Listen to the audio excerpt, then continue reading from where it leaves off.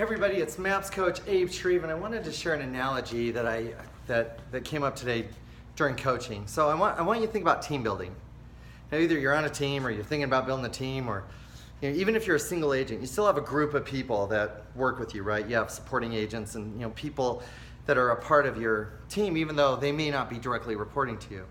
Now, what a lot of us do is we come to this business, any entrepreneurial-based business like real estate or any kind of sales. A lot of us come in with just this raw enthusiasm. We're pumped, we're psyched, and we come in and just on pure adrenaline, we build momentum, and it starts to grow. And then what we notice is as we're running, right? As we're running and we're putting this thing together, somebody runs up to us and says, "Gosh, you seem to just really know how to run. Can I run with you?" And we're like, yeah, people want to run with me. Yeah, see, becoming something. Yeah, you can run with me. And so we keep running. And then all of a sudden we look back. Sometimes we look back, and sometimes the people that started running with us are still there. And other times we look back and they're gone, but we're like, they just weren't right. They weren't motivated. So we keep running. And then one day we mature. We mature because we've had enough people that have come up and said, "Hey, can I run with you?" And then they've just disappeared, that we realize, I'm not helping these people. I'm not benefiting them. Now, one day we realized those that are team builders, those that are growers of people and investors in talent, those kind of people realize, I don't just want to run. I don't just want to achieve a finish line. I want to bring people with me. And I want to help people grow more than they ever could without me. So their approach, instead of, run, just see if you can keep up, now is to get with people and say, "Hey, I'll meet you here tomorrow at 8 o'clock. Bring your running shoes." And then they show up at 8 o'clock and we show them how to stretch, and we get stretched out. We talk about their nutrition. We help map out our running calendar. We put a race out ahead. You're going to run this marathon on this date. I'll be at the finish line. I'll be there cheering you in, making sure that you come all the way through. And then we start focusing on them. And we time them in drills, and we call them, "You coming? You going to be there?" "I'm going to be there." And there's high accountability. This is what it means to grow people. It's this kind of an effort. Now let's just say that we've said we're going to start a team. And, for purposes of our analogy, we show up the next day for everyone to come, and we're all going to run, we're all going to stretch, we're all going to do this together. And this guy here, he didn't bring his running shoes, and he was late. Everybody can make a mistake, right? And we have a choice. We can take the collective progress of the entire group and put it on hold, and all of us just slow down for this guy. He's not going to run as fast because he's not prepared, right? He doesn't have the right shoes. We can all just pause and not progress. Or we can choose to uphold our team standard, and we're going to run, and we want you to come with us. It's going to be easier if you have running shoes. It'd be easier if you're on time. But just come on. Like, if you didn't work today, come with us today.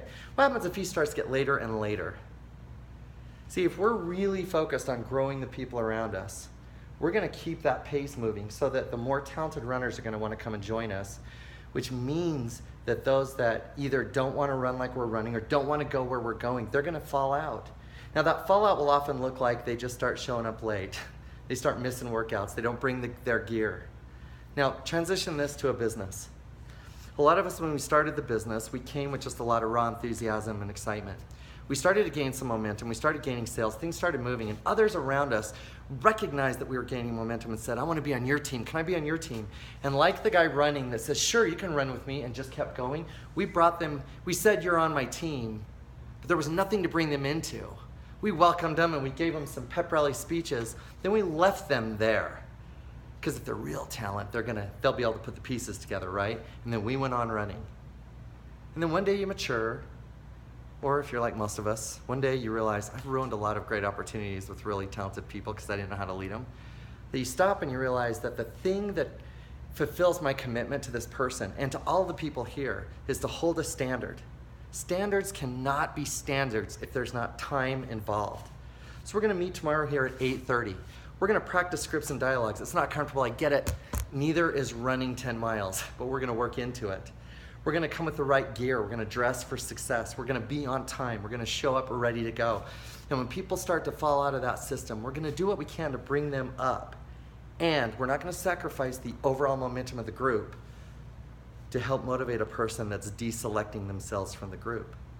Now, this is hard for a lot of people because we want to believe that everyone's going to always want to come with us. The truth is, we want to keep progressing as an organization in our skill building, in our habits, in the client reach that we possess in our systems and in our models, we're going to be pushing, and that's going to cause some to be uncomfortable. They're not going to want to run at the pace we're running, and they're going to self-select out. Now the ninjas are those whose voice is loud enough, whose message is spread far enough that they are constantly recruiting talented runners, talented team players, talented potential salespeople, talented potential success team members. We're bringing great people into the organization, and those people are pushing the standard. We're meeting and we're gaining speed, momentum, and we're helping more people. As a result, we're going to have some people that leave, and it hurts, I get it. And I would suggest you can't become an impactful leader without having some people leave. That's just going to happen. So I want to know what you think of this. Are you running with people that are running? Is talent there early? Are they stretched out and they got their shoes and they're waiting for you? And when you start running, you can feel that they're right here? Or are you constantly pulling the people in your organization and then saying that we're great?